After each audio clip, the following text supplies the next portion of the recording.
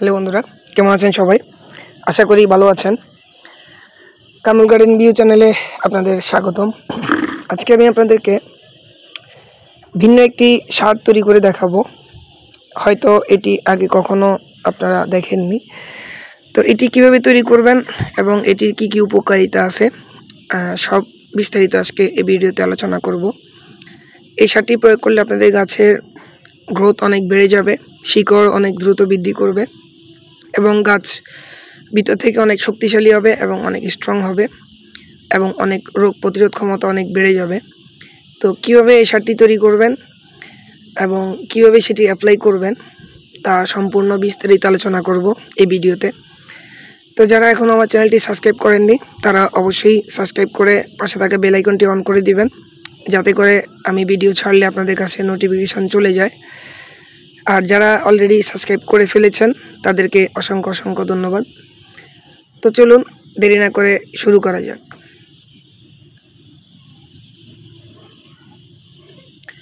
এটি তৈরি করতে আপনাদের লাগবে ডিকম্পোজ কাউডাং বা গোবর সার অথবা দেশি গাই গরুর কাঁচা গোবর হলেও হবে।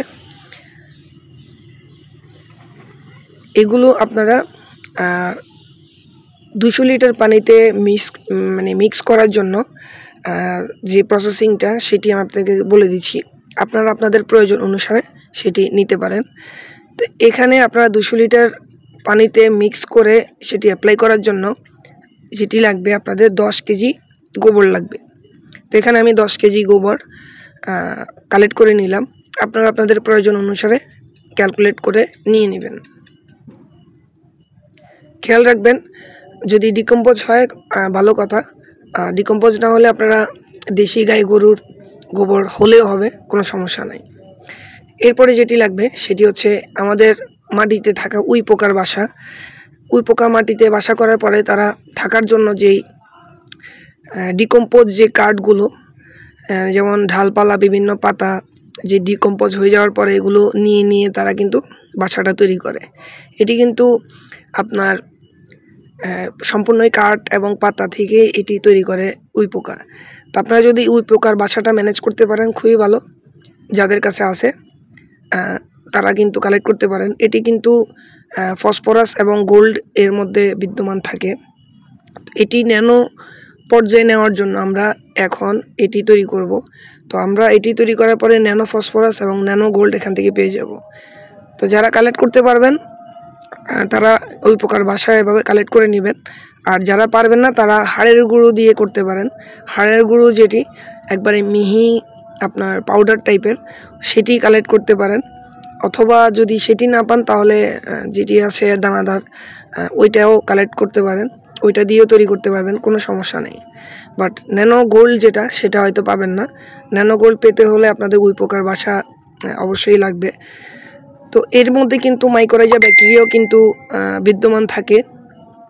মাইকোরাইজা ব্যাকটেরিয়া আপনার গাছকে অনেক দূর থেকে নিউট্রিয়েন্ট সাপ্লাই করবে তাদের শিকড়ের বন্ডিংয়ের মাধ্যমে, এবং দূর থেকে পানিও আপনার এনে দিবে শিকড়ের মাধ্যমে। তো আপনারা চাইলে এটি এভাবে দিতে পারেন। এর মধ্যে মাইকোরাইজা ব্যাকটেরিয়া বিদ্যমান থাকবে। এরপরে যেটি নেবেন সেটি হচ্ছে সোয়াগা, যেটি আমরা যে সোয়াগা বলি। বেনু দোকানে এগুলো পাওয়া যায়, মানে যেসব মুদি দোকানগুলো অর্গানিক জিনিসপত্র বিক্রি করে সেসব দোকানে পেয়ে যাবেন। অথবা স্বর্ণকাটা যে সোয়াগা দিয়ে কাজ করে সেটিও এটি। তো এটি আপনারা কালেক্ট করার পরে 100 গ্রাম কালেক্ট করবেন। যদি আপনারা 100 কেজি 10 কেজি বানান তাহলে সেই জন্য আপনারা এর সাথে 1 কেজি পরিমাণ নিতে পারেন। আর যদি কম নেন তাহলে আপনারা কম নিতে পারেন, কোনো সমস্যা নেই। তো আমি এর সাথে অ্যাড করে দিছি। তো এটি আপনারা যদি র মেটেরিয়াল পান তাহলে এটিকে গুঁড়ো গুঁড়ো করে চুলার কড়াইতে ভেজে নিতে হবে। যখন আপনারা হালকা আঁচ দিবেন, হালকা আঁচে রেখে এটি যখন ভাজবেন খইয়ের মতো ফুটতে থাকবে, ফুটে এগুলো একবারে পাউডারের মতো হয়ে যাবে, তখন এটি ব্যবহার করতে পারবেন। র মেটেরিয়াল কিন্তু কখনোই ব্যবহার করতে পারবেন না, সেদিকে খেয়াল রাখবেন। এটি এনে আগে চুলায় কড়াইয়ের মধ্যে গুঁড়ো গুঁড়ো করে টেলে নেবেন এবং এটি খইয়ের মতো যখন ফুটবে তখন এটি পাউডার ফর্মে চলে আসবে। তো এটি তখন আপনারা এই গোবরের সাথে অ্যাড করবেন। তাহলে হবে কি, এর থেকে যে বোরনের চাহিদা গাছ পেয়ে যাবে।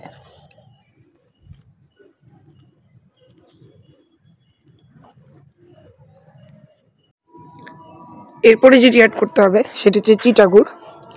চিটাগুড় আপনারা নিতে হবে 500 গ্রাম। তো আপনারা আপনাদের পরিমাণ মতো নেবেন। আমি আগেই বলেছিলাম এখানে আমি 10 কেজি গোবর আর হচ্ছে আপনার 1 কেজি পরিমাণ সোয়াগা এবং এর সাথে 500 গ্রাম চিটাগুড় অ্যাড করতে হবে। আর উইর পোকা বাসা হচ্ছে 1 কেজি পরিমাণ। তো এগুলো আপনারা যদি আপনাদের পরিমাণ মতো সেটি নিয়ে নেবেন। তো আমি এগুলো একসাথে অ্যাড করব। সোয়াগা, গোবর, তারপর হচ্ছে আপনার উই পোকার বাসা এবং হচ্ছে চিটাগুড়। আপনারা আখের গুড়, চিটাগুড় অথবা ব্রাউন সুগার যেটাই পান ব্যবহার করতে পারবেন, কোনো সমস্যা নেই।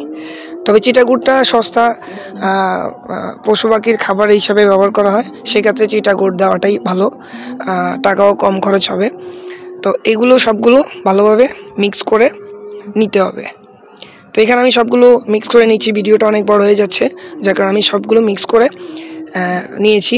তো এগুলো এরপর আপনারা একটা মাটির কলসিতে রেখে আপনারা মুখ বেঁধে রেখে দিবেন। 1 থেকে 3 মাস পর্যন্ত রেখে দিতে পারেন।